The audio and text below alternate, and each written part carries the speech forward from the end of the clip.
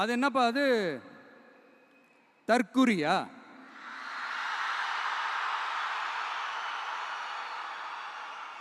நம்ம டிவிகேக்கு சப்போர்ட் பண்ற கோடிக்கணக்கான லட்சக்கணக்கான மக்கள், நம்மளுடைய நண்பா நண்பிகள், நம்மளுடைய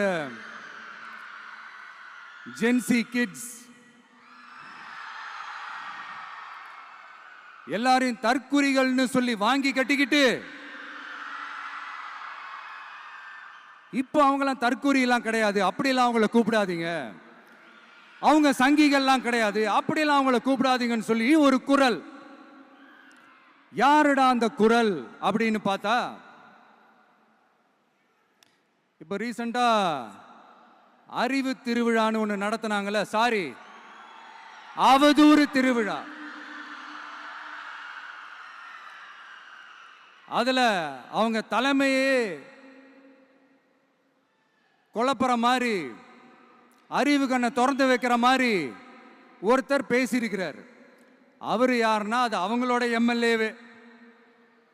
அந்த எம்எல்ஏ யாருன்னா நம்மளுடைய கொள்கை தலைவர்கள் ஒருத்தரான மக்கள் சேவகர் அஞ்சலை அம்மாளோட சொந்தக்காரர். என்னடா இது இப்படி ஆகி போச்சு?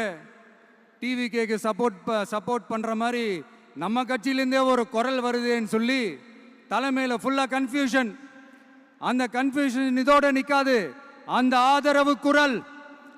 ஆதரவு குரல் ஒரு வீடு விடாம, ஒரு இடம் விடாம, எல்லா இடத்துலையும், எல்லா வீட்லையும் இன்னும் பலமா எதிரொலிக்குதான் இல்லையான்னு பாருங்க. சும்மா பிளாஸ்ட் தான்.